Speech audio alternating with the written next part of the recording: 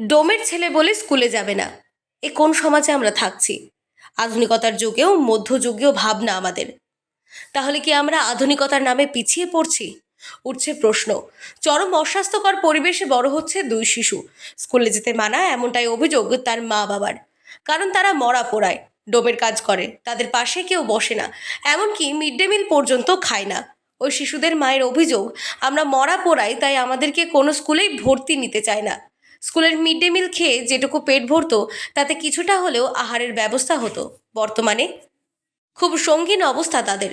এই স্কুলে ভর্তি নিচ্ছে না কেন? কারণটা কি? আমার ছেলে ছোট জাত, আমার ছেলে ডোম, তাই স্কুলে নিচ্ছে না। আমি তো চাই না যে মা হয়ে আমার ছেলে এসব কাজ করুক, ওর বাবা না করে। আমি তো চাইনি, কেন আমার ওটা ছেলে, আমি চাইনি আমার ছেলে এসব কাজ করুক শ্মশানে। আনন্দপুরা স্কুল, শ্মশান মাঠ। মানে কি বলেছে তোমাদেরকে? আমার ছেলে ছোট জাত, আমরা ছোট জাত, আমার স্বামী নিয়ে কাজ করুক। আমি তো চাইনি যে আমার ছেলেটাই কাজ করুক, কিন্তু আমি চাই আমার ছেলে স্কুলে ভর্তি হোক, আমার ছেলে অনেক বড় হোক। কিন্তু এখানকার লোকে আমার ছেলেকে কেউ ভর্তি করতে চাচ্ছে না, আমার ছেলে ছোট জাত বলে। তাই কেন এই মিড ডে মিল যে হতো স্কুলে খেতে যায়?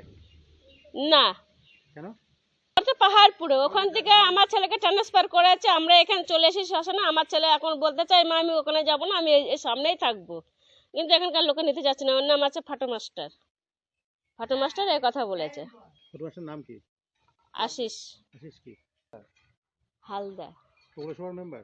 না, পঞ্চায়েতের মেম্বার। যদিও স্কুলের শিক্ষকদের অভিযোগ, তারা স্কুলে আসে না। বারবার বলা সত্ত্বেও তাদেরকে স্কুলমুখী করা যায়নি। শ্মশানঘাটের মরা পুড়িয়ে যা আয় হয় তা দিয়ে দিন গুজরান হয় কালীনারায়ণপুর পাহাড়পুর এলাকার এরেন্ডাপোতা শ্মশানঘাটের কর্মী মল্লিক পরিবারের। একজনের বয়স 10 বছর, আর একজনের 5। তাদের বাবা মা পেশায় শ্মশানের মৃতদেহের দাহর কাজ করেন। আগে কোন স্কুলে পড়তিস? পাহাড়পুরে।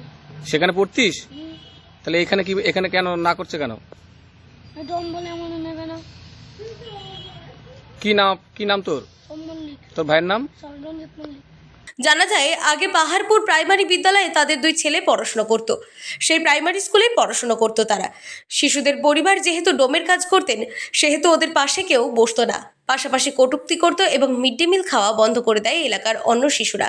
কিন্তু যেহেতু শ্মশানটি পাহাড়পুর লাগোয়া পার্শ্ববর্তী গ্রাম এরেন্দাপোতায় অবস্থিত, তাই দূরত্ব থাকার কারণে রাত বেরোতে তাদের আসতে অসুবিধে হতো মৃতদেহের দাহ কাজ করতে।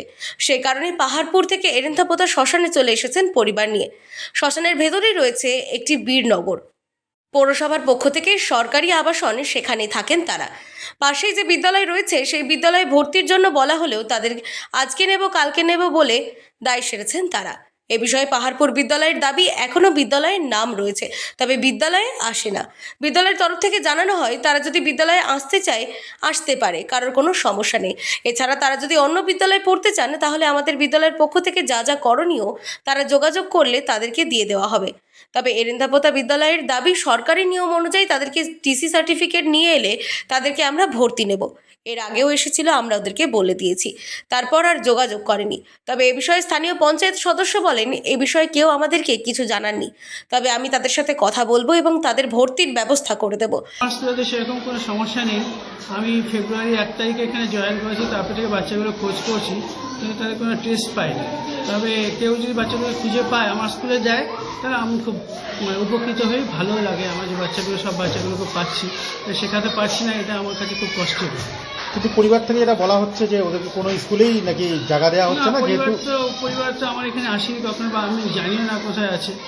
এবার কেউ যদি এনে দেয়, পরিবারও যদি আসে, তাহলে আমার কোনোই আপত্তি নেই, এখানে পড়বে তারা, এখানে তার নাম আসে। আর এখানে জাতপাতের কোনো সমস্যা নেই। আমার এখানে মুসলিম স্টুডেন্ট আছে, হিন্দু স্টুডেন্ট আছে, তাদের মধ্যে কোনো প্রবলেম নেই, আর এরা আসলেও কোনো প্রবলেম হবে না। আপনি তো শুনলেন, আপনি কি কোনো ব্যবস্থা নেবেন? হ্যাঁ, অবশ্যই। এখানে আসলে এখানে একদম রেগুলার আসবে, তারা পড়বে, কোনো ব্যাপারই না, কোনো সমস্যা হবে না। খাওয়া দাওয়া সবাই একসাথেই খায়, এখানে কোনো সমস্যা নেই।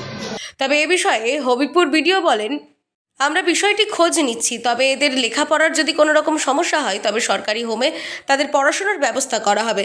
দেখছি আমরা প্রথমে স্কুল লেভেলে টিচারদের নিয়ে বা গার্জেন মিট করব, বা আমরা এসআইএফ স্কুলও থাকবেন, এইটা আমরা একটা পদ্ধতির চেষ্টা করছি। আর একটা যেটা করতে পারি, যদি বাবা মা রাজি থাকেন, বাচ্চাদের বাবা মা, তাহলে আমরা কোনো সরকারি হোমে যদি ব্যবস্থা রাজি হন, আমরা চেষ্টা করতে পারি। আপনি কি পাঠাবেন, লোক পাঠাবেন? অবশ্যই অবশ্যই। মল্লিক পরিবারের আক্ষেপ, আমরা চাই না আমাদের ছেলেরা আমাদের মতো হোক, আমরাও চাই আর 5টা ছেলে মেয়ের মতো তারাও মানুষ হোক। বড় হবে, আমরা যেই কাজ করি না কারণ আমার ছেলে তো সেই কাজ করতে পারবে না, আমার ছেলে একটা ভালো কাজ করবে, আমি এটাই চাই আমার ছেলের জন্য। কি নাম তোমার? ব্যুরো নিউজ, আনন্দ বার্তা।